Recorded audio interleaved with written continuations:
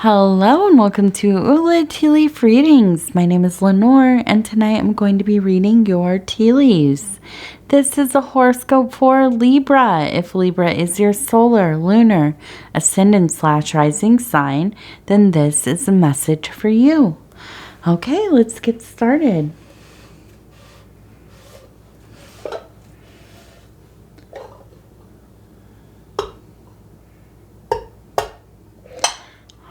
Let's see what these tea leaves have to say tonight. Okay, and our card for this evening is the Ace of Cups, and this has to do with, well, a desire for love, looking for harmony, a use of those waters of life, a lot of emotional stirrings, I would say. Moments of splendor for sure.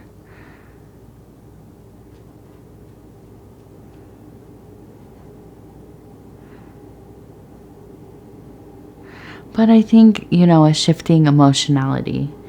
And so I want to look at this one. We have a Z.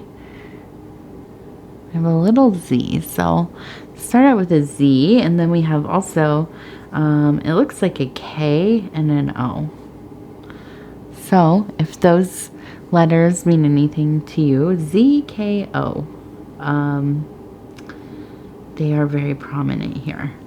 At least they noticeable, okay? Now, I'm looking at, we have a person here who is kind of going this way. We have a person following behind them. And between them, it looks like we have maybe the sun, okay? And this leads me to believe there's a feeling of being chased or chasing. And I feel like there is, as we talked about with the Ace of Cups, a feeling towards, seeking love, fulfillment in love, a connection in love. I think that you have a lot of love in your heart, but it is not always returned.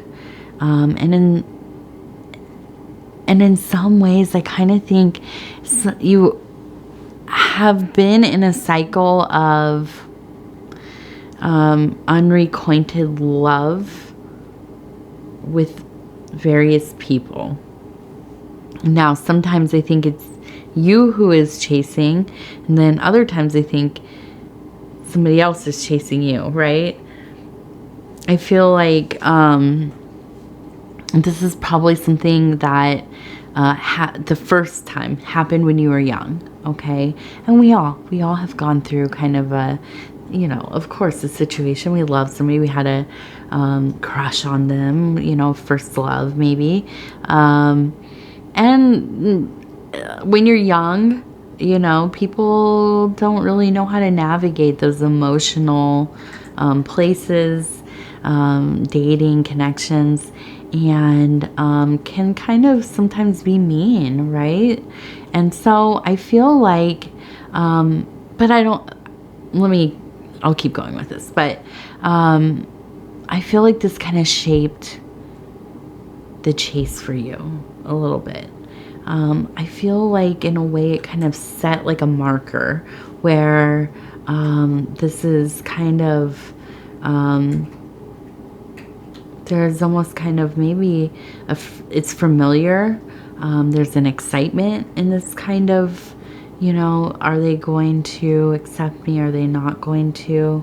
But also maybe a sense of just really kind of choosing emotionally unavailable people. And I think that, this doesn't have to be something that goes on forever. And I think that this is something that happens a lot, especially, I would say, in our modern times, because a lot of people, if not most people, are emotionally unavailable in reality, okay? So I don't think that you're alone in this at all. I think the other part of it, though, is that sometimes you have settled for, you know, those who you just, for one reason or another, cannot love fully. And this is why this chase is kind of, it goes either way. And I feel like, you know, and we turn it the other way. It's somebody kind of running this way and another person going after them. And so does this mean you've never had meaningful relationships? No way. That's not, you know. But I think that this is kind of like one of those things that as we get older and we start really looking at ourselves, it starts to emerge like, okay, so why is this kind of a pattern in my life? Where does this stem from, right? Where are the roots? And I don't think the actual roots are within this first love situation, but I think this kind of was the first, you know, the first big notable expression of the deeper roots, okay? And I think that the real beginning kind of lies in either kind of like past life experiences or early childhood dynamics in the family, okay? And I'm not going to go into that stuff because that's really sensitive and, you know, it's something that should be left to the experiencer to kind of navigate, okay? So I think that, you know, the good news here is that I feel that this has been kind of, like I said, a pattern. But I do think that you've come to a point in your life where I think you've known this, but now you are actively working on changing this thing. I don't know if, you know, maybe a relationship has failed or, you know, there was like another person, you tried to, you know, make it work. It was just a misalignment. Whatever it is, this is something you've been thinking about. Okay. And, I do think you are totally working towards, and now we have two people holding hands, looking at each other face to face on an even plane, okay? I really believe you are working so hard to resolve some of the issues, to remove some of those blockages, okay? And it doesn't have to do so much with finding the exact partner or, you know, trying harder to, you know, find the right dating app or, you know, whatever, however people meet. But it's about doing self-work, right? And I think that you have been really, really devoted to focusing on yourself, okay? Focusing on what you want, okay? How can you make yourself happy outside of any other kind of attachment to anybody? That includes your kids, you know, if you're married, a spouse, or the relationship you're in, your family members, your, you know, coworkers, acquaintances, friends, whatever. Outside of all of these relationships, how can you make yourself happy? Okay. You know, what are you doing for yourself? How are you showing up for yourself? And I think that this is where there's been a lot of movement. I think you've had some really like aha moments in the last year or so. Okay. And I think that, you know, you're really starting to see where things had kind of been left unattended or, you know, unhealed. And I can sense that with this movement, it has opened up a lot more room for you to have healthier relationships with everybody, right? I think the big thing for me that stands out is not so much that you are interested in emotionally unavailable people. And this doesn't have to just be romantic. I mean, gosh, this could be anybody in our family, our friends. How many times have we had friends who don't, you know, only time that they show up is when they want to talk about their lives, or you know, you have a text exchange. They don't ask you how you're doing. They just want to tell you about what's going on with them, you know, and it's very one-sided. They might as well be talking to, you know, a wall or whatever. Or anything, anybody, anything, right? It doesn't matter to them. I don't think that, you know, and I don't think that people do this necessarily out of, you know, narcissism per se, but I think that, you know, people just don't have good, you know, relationship skills. But I do believe that you have been working so hard here to not settle for people being in your life that don't match your energy. Okay, and not every single person is going to, but I don't want to see you settling, right? I think finding somebody that you fit together with. Does it have to be the absolute, you know, biggest passion of your life? No. But is it somebody that you respect, they respect you, you honor them, they honor you? You can be yourself with them, they can be their self with you. That's a wonderful thing. It really is. Consistency, trust, affection, you know, all these things, you know, and I think that it's very hard to find that energy until we do that work and we decide, you know, I'm going to show up for myself until, you know, I meet this person. And it's not somebody that you have to fix or change, or, you know, tinker with their lives to fit yours. You know, it's when you meet somebody that you're like, okay, you know, I already like who they are. You know, where maybe we can merge our lives together. Maybe we can, you know, hang out and get to know each other.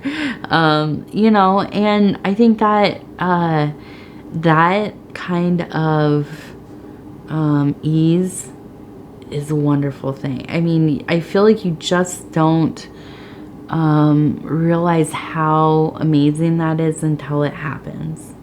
You know, the fairy tale, being swept off your feet, all of this, that's fun. But I feel like, in my opinion anyways, becoming friends, getting to know each other, and then, you know, deciding that you want to go into a mode of that kind of ultra romantic, you know, affection and whatever, whatever's important to you as far as romance, whatever's important to them as far as romance, and then deciding to make that happen instead of just trying to have a put on at the beginning and then it fizzles out, right?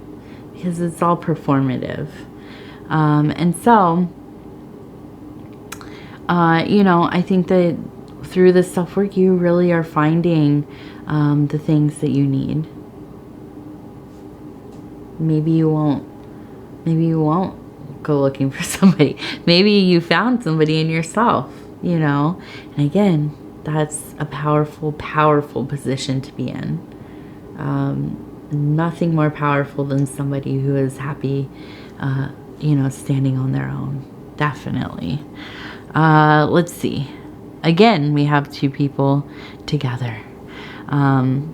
You know, so I think on whatever side, whatever configuration, you were in this powerful position of learning love of self, and that love emanates out of you and it attracts you know, other people with similar energies. And by no means do I ever say that you have to love yourself perfectly and, you know, whatever before you can meet anybody or it could work. That I don't think that that's true. But I do think if you've had a series of, you know, unfortunate relationships, you know, there's probably a good time to abstain for a while, right? And, you know, I speak on this because I know I was sequestered from society in my own, you know, isolation, chosen isolation for some years. You know, barely saw anybody, definitely nothing romantic. And, you know, of course, having a family has been the best, and having a child has been the best. But, you know, it was a wonderful time in my life. It really was. It was painful, but I did a lot of work on myself and was hyper-focused on the things that were important to me, and did a lot of purging, healing, you know, transformation.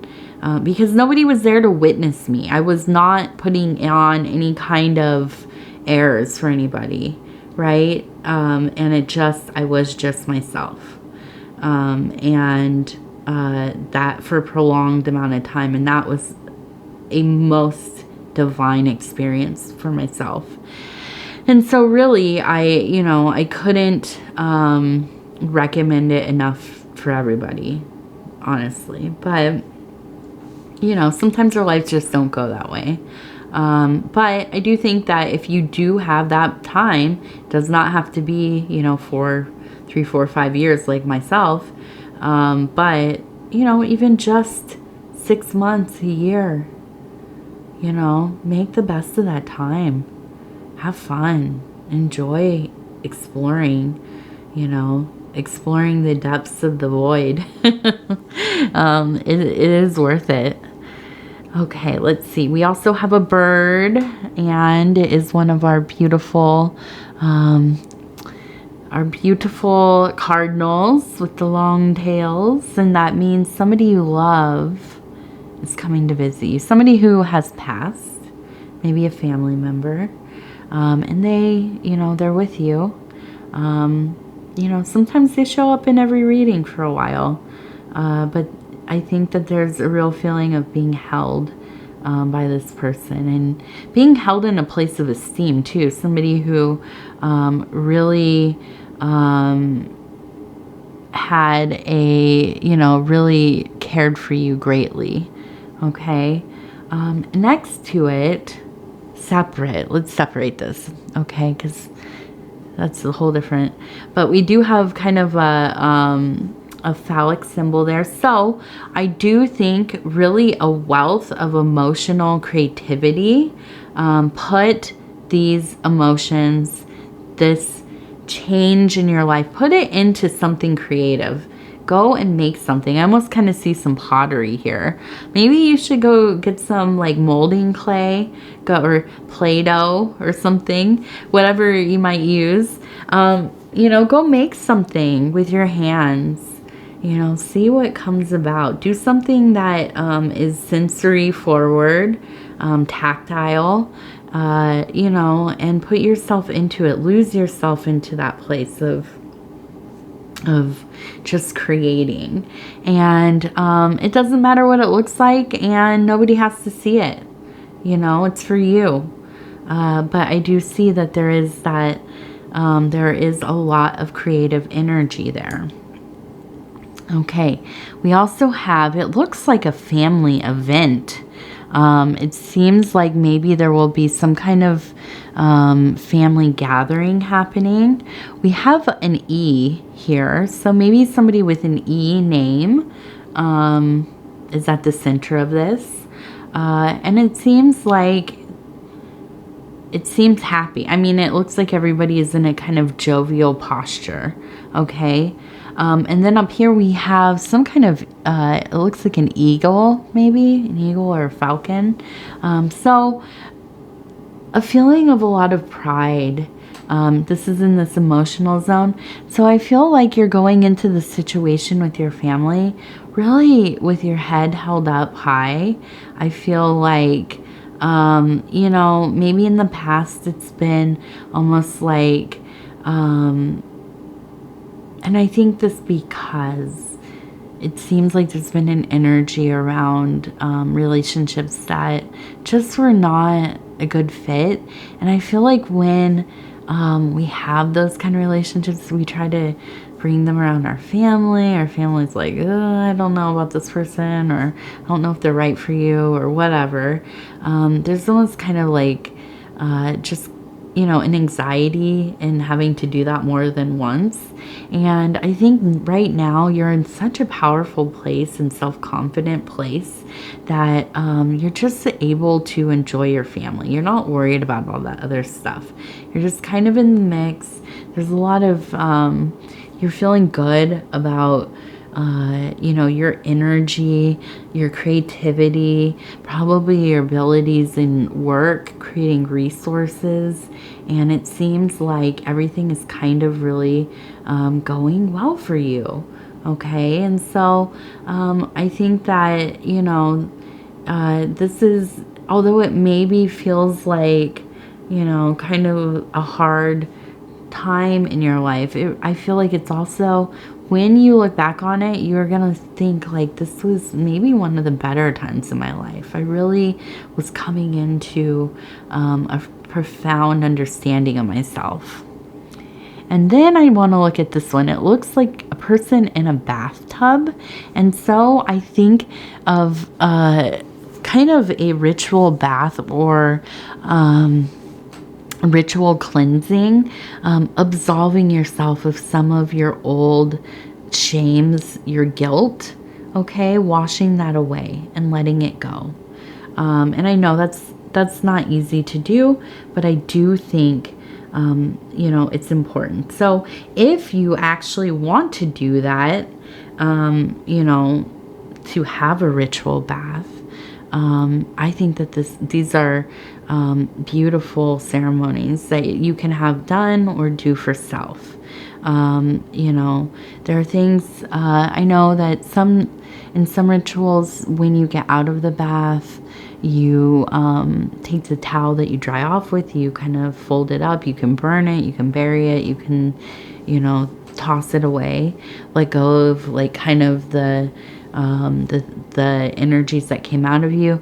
Sometimes it's within clothing, right? And I know that there are practitioners, they leave them at like boundaries of the property you live on, or the crossroads of your streets. It just depends. But you know, I would say start with just a cleansing bath, okay? Set your intentions to let go of some of that stuff. And, you know, go through the process of bathing, and intentionally letting go of some of those feelings of shame and guilt. Okay. All right. Let's see. What do we have over here?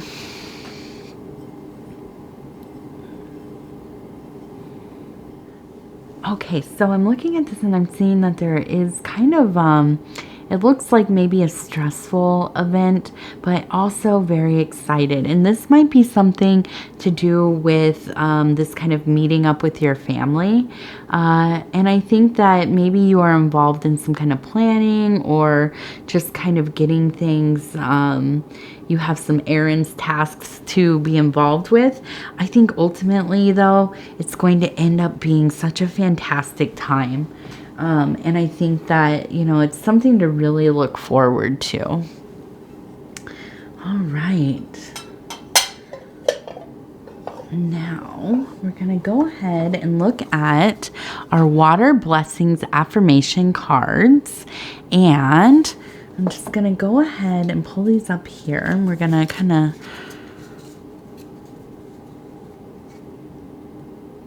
We're going to kind of just split it here. Stop where it feels right. Oh, nice green seahorse. Okay. All right. And it says inclusion, kindness. You are destined to embody playfulness and fearlessness with celestial blessings. Yeah, I think that this is so much the energy of what's going on here. I think that, you know, you are letting go of some of that old stuff, letting go of some of these old kind of ideas you have about your relationships with yourself, and you know, the limitations of how you kind of connect with other people, the things you look for in other people. And I think that is a beautiful, beautiful blessing. All right, I'm going to go ahead and say thank you so much for spending this time with me. If you'd be so kind as to like the video, it helps us get into the algorithm, and we know the algorithm kind of decides everything. So we like to make it happy with engagement. So things like liking the video, watching the readings from the beginning to the end, sharing the video on other social media platforms. And, you know, you don't have to do any of these things, but I figure if you get to the end of the video, you might be more inclined to support the channel in some way. And these are great and easy ways to do that. Other than that, if you have not subscribed, please think about doing so. You can hit the little bell. It'll let you know when the next videos are coming out. Other than that, if you want to leave a comment, I would love to hear from you. I read all of them and I reply back to all of them. So sometimes it takes me a day or two to get back to replying, but I will. And I read them, and they, you know, they're such a blessing to me, truly.